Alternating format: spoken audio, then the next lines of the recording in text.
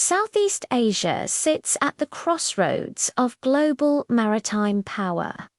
It's a region where some of the world's busiest shipping lanes intersect with contested waters, overlapping claims, and rising geopolitical tension, from the narrow choke point of the Malacca Strait, where a single disruption can ripple through the global economy, to the resource-rich expanse of the South China Sea and further south into the Sulu and Celebes Seas. The maritime domain is both an opportunity and a vulnerability. In this environment, naval power isn't just defined by aircraft carriers, submarines, or heavily armed destroyers. Instead, it's often shaped by a quieter, more persistent presence. That presence comes in the form of offshore patrol vessels, OPVs. They rarely dominate headlines. They don't carry the symbolic weight of capital ships or the fear factor of misalarmed combatants. Yet, in day-to-day reality, OPVs are the ships that matter most. They are the vessels enforcing sovereignty, responding to grey zone pressure, deterring encroachment, and maintaining an unbroken presence in contested waters where absence can be interpreted as weakness. Today, we take a deep dive into what many analysts consider the most capable offshore patrol vessels operating across Southeast Asia, and how each one reflects the strategic priorities, threat perceptions, and national ambitions of the countries that deploy them. We begin with the Philippines. For the Philippines, maritime security is not an abstract concept. It's an everyday challenge tied directly to national sovereignty, economic survival, and regional stability. The Raja Sulaiman-class offshore patrol vessels represent a decisive shift in how the Philippine Navy approaches that challenge. Constructed by Hyundai Heavy Industries of South Korea, these ships rank among the largest OPVs in Southeast Asia, with a displacement of roughly 2,400 tons and a length exceeding 94 meters. They are not modest patrol boats. They are endurance platforms designed for sustained operations across an exclusive economic zone spanning more than 2 million square kilometers. What defines the Raja Sulaiman class is not overwhelming firepower, but persistence. These vessels are built to stay at sea longer, operate farther from home ports, and maintain continuous presence in waters where visibility equals influence. Their long-range patrol capability, combined with a full flight deck and hangar designed to support helicopters and unmanned aerial systems, transforms them into mobile surveillance hubs. Modern command and control systems allow these ships to function not as isolated hulls, but as nodes in a wider maritime security network. In the context of the West Philippine Sea, that connectivity matters. It allows information gathered at sea to flow rapidly to decision-makers ashore, reinforcing diplomatic positions with documented presence and verified encounters. For the Philippine Navy, the Raja Sulaiman class is not about escalation. It is about endurance, awareness, and credibility. Moving southward, Indonesia presents a very different maritime equation.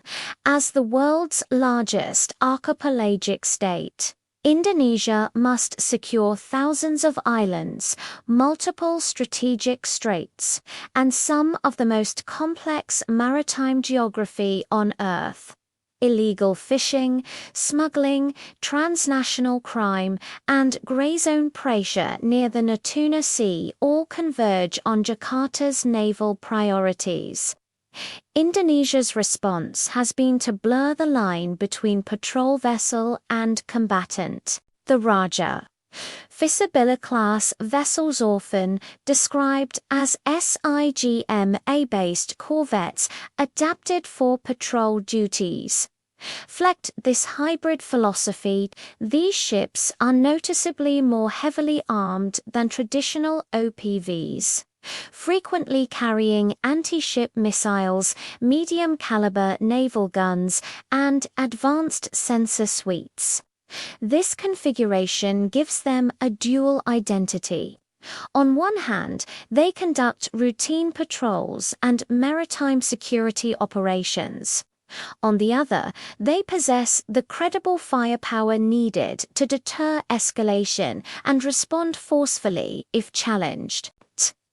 In Indonesia's case, sovereignty enforcement is not merely symbolic. It is backed by platforms capable of imposing costs. These vessels embody Jakarta's belief that presence must be backed by capabilities in contested waters where signaling weakness invites pressure. Next, we look at Brunei. Brunei may be small in size, but its maritime stakes are immense. The nation's economic lifeline depends heavily on offshore energy resources. Protecting those assets is not optional, it is existential. The Darussalam-class OPVs built in Germany reflect that reality.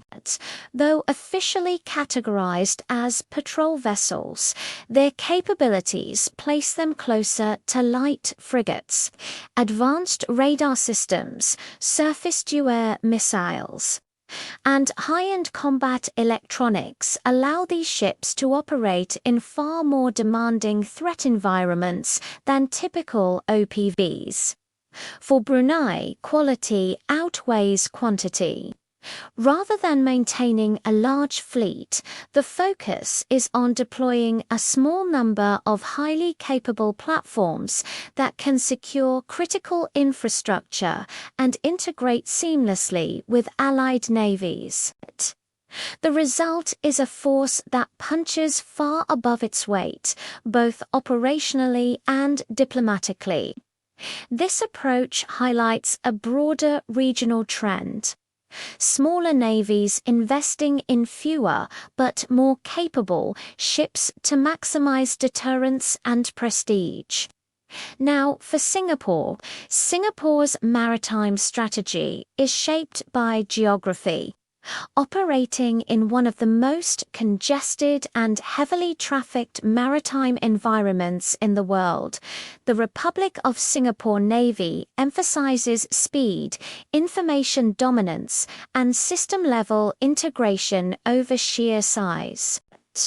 The Independence-class littoral mission vessels embody this philosophy.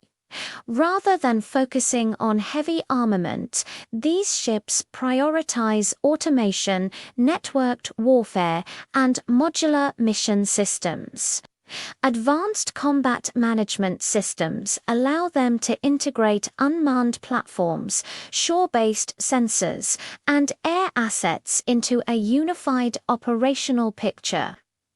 Crew requirements are deliberately reduced, reflecting Singapore's emphasis on efficiency and technological leverage. These vessels are not designed to operate alone. They function as part of a broader system of systems, where information sharing multiplies combat effectiveness. In modern naval operations, connectivity is power, and Singapore's LMVs are built around that principle. Malaysia's maritime challenges span both the Strait of Malacca and the contested waters of the South China Sea. The Kaita-class OPVs reflect a pragmatic approach shaped by budgetary realities and long-term adaptability. Based on the Meko 100 design, these ships follow a fitted for, but not with philosophy. This means they are structurally prepared to accept advanced weapons and sensors in the future, even if they currently operate with lighter armament. Critics often point to their limited firepower. Supporters counter that endurance, seaworthiness, and upgrade potential are the real strengths. In prolonged maritime competition, adaptability can be just as decisive as missiles.